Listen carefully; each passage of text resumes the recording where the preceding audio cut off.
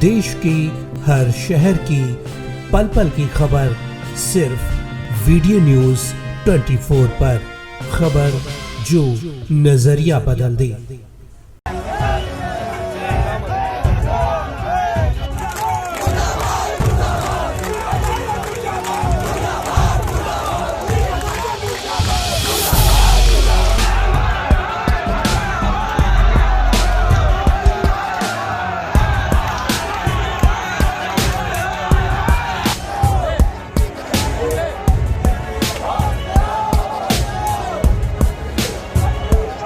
उत्तर प्रदेश में मतदान खत्म होने के बाद समाजवादी पार्टी के नेता अखिलेश यादव ने अचानक मंगलवार की शाम को प्रेस कॉन्फ्रेंस कर वाराणसी में ईवीएम के अलावा बरेली और सोनभद्र में बैलेट पेपर से जुड़ी धांधली का आरोप लगाया।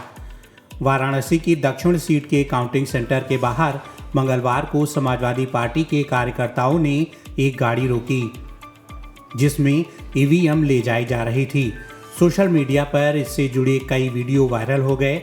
इसमें सेंटर के बाहर भारी तादाद में समाजवादी पार्टी के कार्यकर्ताओं ने गाड़ी को रोककर उसकी हवा निकाल दी और ईवीएम उठाकर दिखाते हुए विरोध प्रदर्शन करने लगे। इस खबर के वायरल होने के बाद अखिलेश यादव ने लखनऊ में एक प्रेस कॉन्फ्रेंस का आयोजन किया।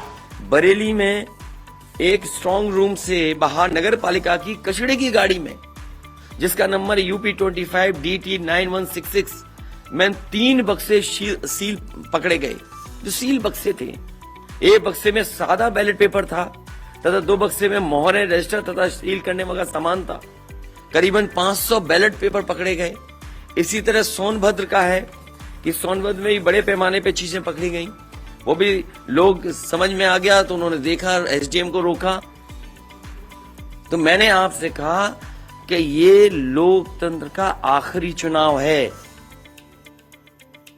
इसके बाद तो जिस तरीके से आजादी के लिए लड़ाई लड़ी गई थी, उसी तरह की हमें और आपको क्रांति करनी पड़ेगी।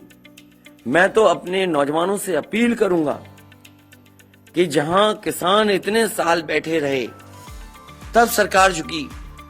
कम से कम 3 दिन लोकतंत्र के अखंड प्रहरी बनकर के ईवीएम्स को बचाएं और चुनाव को बचाएं।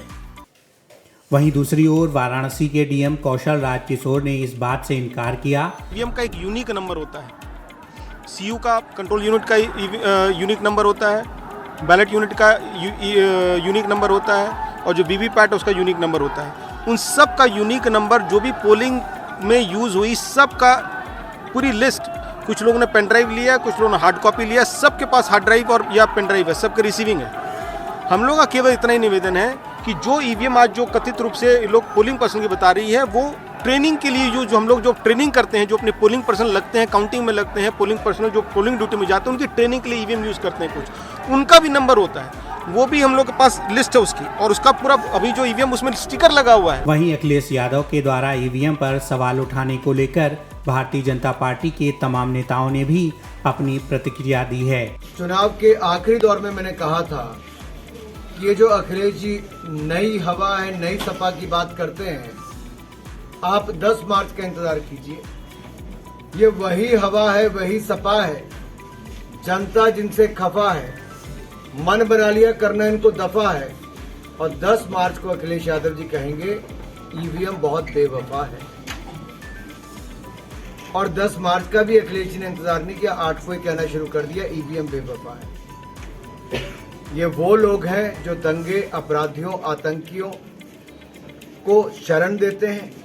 मैंने एक और कहा था, अखिलेश जी के 4 यार आतंकी, गुंडा, माफिया और भ्रष्टाचार, ये उनके ऊपर पूरी तरह से चिपकते हैं और इनसे वो पीछा नहीं छुड़ा पाए। और कहीं ना कहीं उत्तर प्रदेश में MY फैक्टर काम किया है। कल अखिलेश यादव जी ने जो प्रेस कॉन्फ्रेंस की है, इससे माहौल खराब करने का प्रयास किया जा रहा है उत्तर प्रदेश के अंदर, क्योंकि इन्हें पता है कि भारतीय जनता पार्टी प्रचंड बहुमत के साथ सरकार में आ रही है। लिहाजा अब हम क्या करें, तो उसी प्रवृत्ति के तहत इन्होंने कल प्रेस कॉन्फ्रेंस की। ये बड़ा दुर्भाग्यपूर्ण है। देश में लोकतंत्र के लिए कानून व्यवस्था से खिलवाड़ करना, किसी भी ऐसी पार्टी के लीडर को जो उत्तर प्रदेश में पहले मुख्यमंत्री रहा हो, वो इस तरह की बात अगर कर रहा है तो कितना दुर्भाग्यपूर्ण है। और शायद इसका परिणाम जनता ने इनको 2017 में दिया था और 2022 में भी ये परिणाम जानते हैं, इसलिए इन्होंने अभी से ठीकरा फोड़ना शुरू कर दिया है कि ईवीएम पर हम ठीकरा फोड़ेंगे, इलेक्शन कमीशन पर प्रश्न उठाएंगे और कानून व्यवस्था के साथ साथ प्रशासनिक अधिकारियों पर सवाल उठा रहे हैं। तो ये अपने आप में हार है, उसको स्वीकार नहीं कर पा रहे हैं और स्वीकार करना पड़ेगा, करेंगे। फिलहाल ये तो 10 मार्च को ही पता चलेगा कि उत्तर प्रदेश की सीएम की कुर्सी पर कौन बैठेगा। देश की हर शहर की पल पल की खबर सिर्फ वीडियो न्यूज 24 पर। खबर जो नजरिया बदल दे।